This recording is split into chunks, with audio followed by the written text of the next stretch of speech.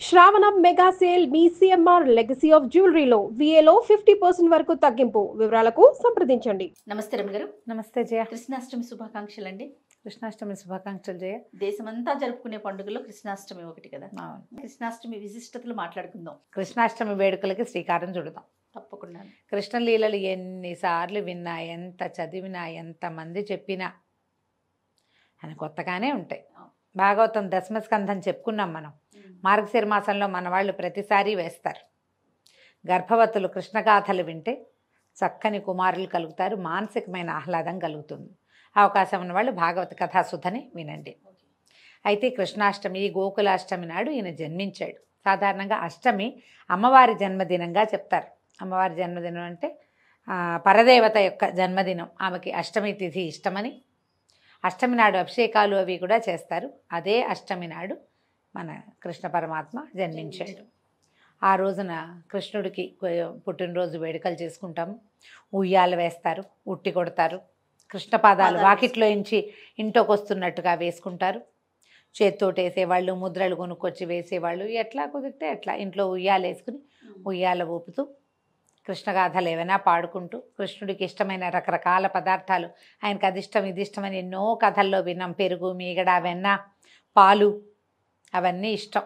వెన్న మీగడ పెట్టుకుంటారు, శొంఠి పొడి పెడతారు కొన్ని చోట్ల, ఇవి కాయపొడి పెడతారు. ఎందుకంటే అప్పుడే పుట్టాడు కాబట్టి బాలింతకని, కృష్ణుడికని కాదు ఆ పెడతారు, తల్లికని శొంఠి పొడి పెడతారు. తర్వాత చెక్కిలాలు, పిల్లలకి ఇష్టమయ్యే పదార్థాలు ఎక్కువ నివేదన చేస్తారు. చెక్కిలాలు, చేగోడీలు, రకరకాల కరకరలు, కరకజ్జము, పంచకజ్జాయము, తర్వాత ఏమో పంచామృతాలు, గవ్వలు, చేగోడీలు, అలాంటివి అన్ని రకాల కరకరలాడే పదార్థాలు, పాయసాన్నము, ఎన్ని చేస్తే అన్నీ.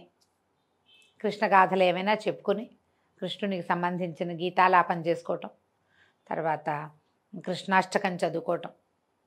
కృష్ణుడిది అష్టోత్తర శతనామావళి దొరుకుతుంది మనకి.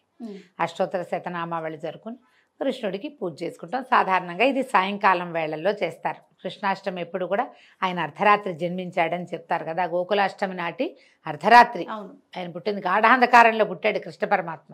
అందుకని రాత్రిపూట వేడుకలు చేయటమే విశేషంగా కనపడుతుంది.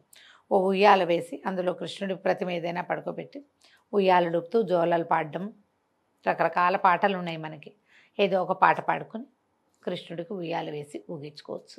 పుట్టినరోజు వేడుకలను కానీ మనం బర్త్డే చేసుకుంటాం కదా, అలాగే కృష్ణుడికి కూడా బర్త్డే చక్కగా చేసుకుంటే, ఇంట్లో ఎవరైనా చిన్న పిల్లాడు ఉంటే వాడికి కూడా ఒక కృష్ణ వేషధారణ చేయించి బాలకృష్ణుల్ని ఇంట్లో వెలయించుకోవటం. ఏది కుదిరితే అది చేయొచ్చమ్మా, ఏదో ఒకటి చేయొచ్చు. భగవద్గీత చదువుకోవచ్చు, భాగవత దశమస్కంధం చదువుకోవచ్చు, మహాభారతంలో కృష్ణుడు కనిపించేటువంటి ఘట్టాలు అవి చదువుకోవచ్చు. ఏవి కుదిరితే అవి చదువుకోండి. కృష్ణ తత్వాన్ని తెలుసుకోండి. నీ పని చెయ్యి నువ్వు.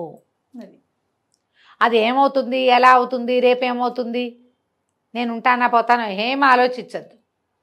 కేవలము కర్మలు చేయాలి మనం, అంతే. ధర్మాన్ని యథావిధిగా పాటించు. భగవంతుడు చెప్పింది అదే కదా. భగవద్గీత సారం కూడా అదే. అవకాశం ఉన్న వాళ్ళు ఎవరికైనా ఒక భగవద్గీత పుస్తకమో ఒక భాగవత పుస్తకమో ఇవ్వండి కృష్ణాష్టమి నాడు. మీ అవకాశాన్ని బట్టి మీరు ఏం చేయదలుచుకుంటే అది చేయటం. సమీపంలో ఎక్కడైనా వేణుగోపాల స్వామి దేవస్థానాలు అలాంటివి ఏమైనా ఉంటే చక్కగా వెళ్ళి దర్శనం చేసుకోండి. కృష్ణుడిని తలుచుకోండి బాగా.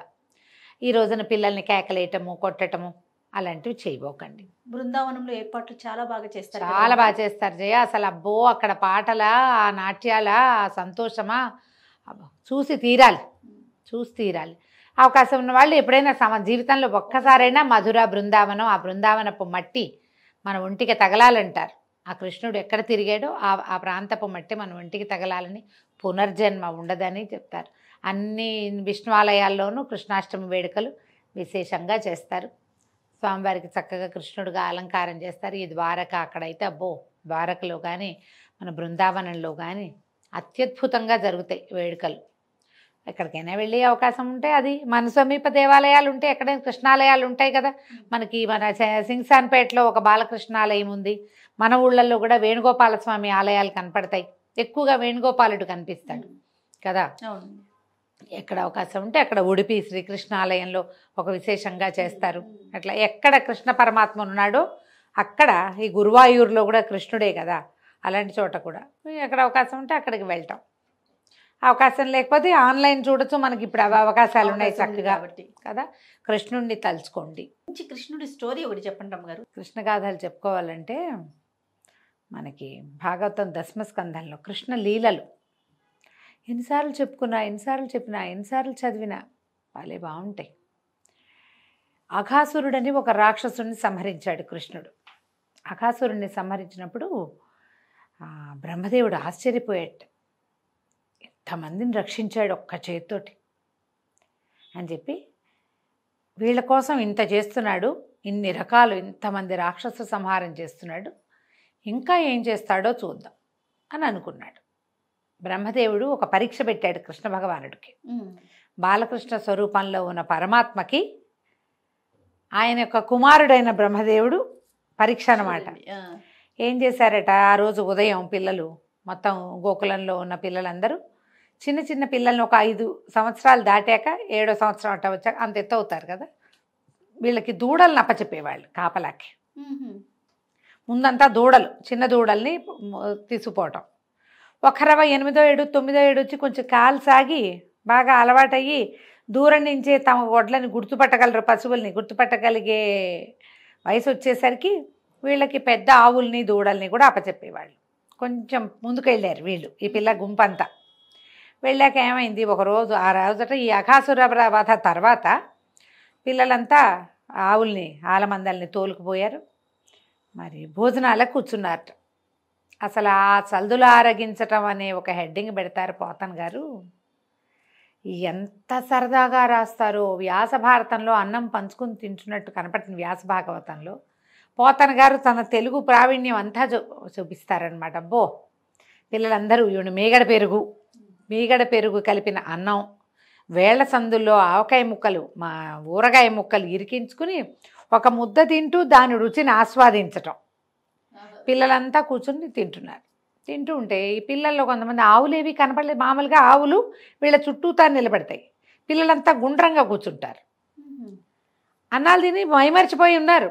నా పెరుగుని తీసుకో, నా మీగడ తీసుకో, నీ ఆవకాయ ఇవ్వు, మీ ఇంట్లో ఆవకాయ బాగుంటుంది, మీ అమ్మ బోల్డ్ మీగడేసి పెడుతుంది, మా పావులు వాళ్ళకి అంత రుచిగా లేవు, మీది ఇవ్వు అని లాక్కుని పీక్కుని గందరగోళాల్లో ఉన్నారు.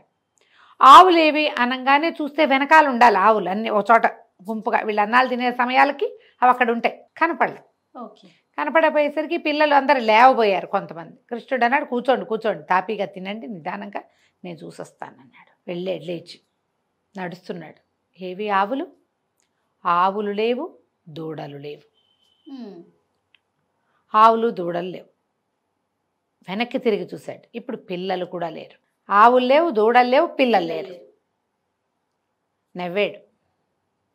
నవ్వుతూ ముందుకు చూశాడు. ఆవులున్నాయి, దూడలున్నాయి. మళ్ళీ వెనక్కి చూశాడు. పిల్లలున్నారు. సాయంకాలం అయింది. సాయంత్రం అయ్యేసరికల్లా తల్లులందరూ వేచి ఉంటారు. వీళ్ళల్లో 9 ఏళ్ల పిల్లలు ఉన్న వాళ్ళకి 5 ఏళ్ల పిల్లలు కూడా ఉంటారు. కొంతమంది పిల్లలు సాయంత్రం తల్లి దగ్గర పాలు తాగే పిల్లలు కూడా ఉన్నారు ఇందులో. తర్వాత దూడల్ని తీసుకొచ్చారు. వాటికి కావాలి వాటి తల్లుల్ని తీసుకొచ్చారు. వాటి చిన్న దూడలు, వాటికి చిన్న చిన్న దూడలు ఉంటాయిగా. అందరూ సాయంత్రం అయ్యేసరికల్లా అంత ఆవాల గోపాలము వేచి ఉంటుంది.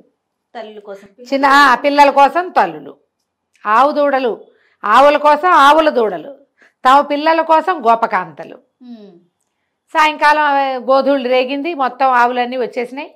పిల్లలంతా వచ్చేసారు. వేణు ఊదుకుంటూ కృష్ణ పరమాత్మ కూడా వచ్చేసాడు. బలరాముడు భుజాన ఇదేసుకుని ముసలం వేసుకుని అతను నడిచి వచ్చేసాడు. అందరూ వచ్చారు. అంతా సజావుగా జరిగిపోయింది. ఏడాది కాలం పాటు రోజు ఆవులు దూడలు వెళ్తూనే ఉన్నాయి. పిల్లలు వెళ్తున్నారు, సద్దులు ఆరగిస్తున్నారు, తిరిగి వచ్చేస్తున్నారు, జరిగిపోతారు. ఒకనాడు బ్రహ్మదేవుడు యథాలాపంగా భూలోకం వైపుకి చూశాడు. చూస్తే ఆవులు దూడలు అన్నీ కనపడుతుంది. ఆశ్చర్యపడి, ఇదేంటి ఇట్లా ఎలా వెళ్ళిపోయారు వీళ్ళు, నేను దాచిపెట్టే కదా వీళ్ళని. ఆయన తను దాచిన చోట చూశాడు. గుహలో ఉన్నాయి ఆవులు దూడలు ఆలమందలు, మొత్తం గోపకుమారులతో సహా అంతా గుహలో ఉన్నారు, బయట ఉన్నారు. వాళ్ళందరి మధ్య కృష్ణుడు తిరుగుతున్నాడు. అర్థం కాల, నా సృష్టి కదా ఇది, నేను సృష్టించకుండా వీళ్ళంతా ఎట్లా వచ్చారు? నేను ఎవరిని సృష్టించానో వాళ్ళని నాకై నేనే గుహలో దాచిపెట్టా. నేను సృష్టించకుండా ఒక దూడైనా వచ్చే వీలు లేదు కదా, ఇవన్నీ ఎట్లా వచ్చినాయి? ఆయన ఆశ్చర్యపోయి ఇక ఇది ఎక్కడ నుంచి వచ్చినాయి ఈ ప్రతిమలు అని ఒక్కొక్క బొమ్మని పరకాయించి చూడడం మొదలుపెట్టాడు. చూస్తే ఒక ఆవు ముఖంలో కృష్ణుడు, ఒక దూడని పరకాయించి చూస్తే కృష్ణుడు, గోపాల బాలుడు, ఒకడు పొట్టివాడు, పొడుగువాడు, బొద్దువాడు, రంగు తక్కువవాడు, రంగు ఎక్కువవాడు, చామంచాయవాడు, ఎర్రనివాడు, గుండువాడు, పిలకవాడు, బొద్దుగా ఉన్నవాడు ఒకడు, లడ్డు, అన్నీ కృష్ణ స్వరూపాలే. ఎన్ని ఆవులు, ఎన్ని దూడలు, ఎంతమంది గోపకుమారులు! ఒక్క బలరాముడు, ఒక్క కృష్ణుడు ఉంటే ఆ ఒక్క కృష్ణుడు ఈ మొత్తం స్వరూపాల రకంగా అతనే ఉన్నాడు. మధ్యలో కృష్ణుడు బలరాముడు అడిగేట, ఏమిటో కథ మారినట్టుందే అని అడిగితే, మారిని ఆ కథలో మనం ఉన్నాం కదా, మనం ఉన్నది అందుకే కదా అన్నాడు కృష్ణుడు. మనం ఉన్నాంగా. ఇప్పుడు సాయంత్రం అయ్యేసరికి బ్రహ్మదేవుడు పిల్లమేక అన్నిటినీ తీసిపోతే సాయంత్రం అయ్యేసరికి ఆవుల కోసం దూడలు చూస్తాయి, పిల్లల కోసం తల్లులు చూస్తారు. ఎట్లా? అన్న తమ్ముడు ఇద్దరే వెళ్తే ఏం చేస్తారు? వీళ్ళకి గొడ్లు లేవు, వీళ్ళ ఆవులు కూడా పోయినాయి. అన్నయ్య తమ్ముడు ఇద్దరే మిగిలారు. పరమాత్ముడు యొక్క పాన్పు అక్కడ ఉన్నది. వాళ్ళని ఏం చేయలేడు బ్రహ్మదేవుడు. మిగిలిన గుంపందరినీ దాచేశాడు. వీళ్ళిద్దరూ నిలబడితే ఏం ప్రయోజనం? వాళ్ళకి ఏ ఇబ్బంది లేకుండా మొత్తం సమాజాన్ని తీసుకొచ్చేసాడు కృష్ణుడు. సంవత్సరం పాటు ఈ లీల కొనసాగింది. ఏడాది తిరిగింది.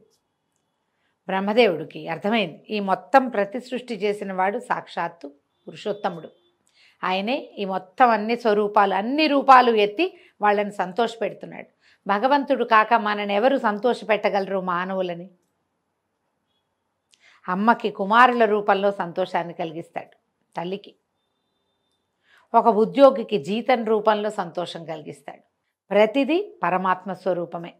ప్రపంచమే పరమాత్మతోటి నిండి ఉంది. ఎప్పుడైతే తన ఇలా ప్రతి సృష్టి చేశాడు భగవంతుడు అని తెలుసుకున్నాడో, బ్రహ్మదేవుడు పరిగెత్తుకుంటూ వచ్చి నమస్కారం చేసుకుని, నిన్ను పరీక్షించనించాను నేను, పరీక్షలకే పరీక్షవి నువ్వు, నా అజ్ఞానాన్ని, ఈ లీల నువ్వేం చేస్తావో చూడాలన్న కుతూహలంతో చేశాను కానీ నిన్ను ఎంచగలవాడని కాను నేనని నమస్కారం చేసి ఈ గుహలో ఉన్న పిల్లల్ని వదిలిపెట్టాడు. కృష్ణుడు ఆవులు తోలుకు రావడానికి వెళ్ళాడు. ఆవులు లేవని, అది కదా ఈ సీన్. మొదట ఆవుల్ని తోలుకొచ్చేసారు కదా, ఆవుల్ని తోలుకొచ్చాడు. తోలుకు రాగానే ఇక్కడ కూర్చున్న పిల్లలందరూ పిలుస్తారు, కృష్ణ రా రా రా, ఇంకా మీగడంతా అయిపోతోంది, అందరూ పనిచేసుకుంటున్నారు, యశోదమ్మ పెట్టిన మీగడన్నమని పిలుస్తున్నారు. వచ్చాడు. సంవత్సరం గడిచిన సంగతి ఎవ్వరికీ తెలియదు.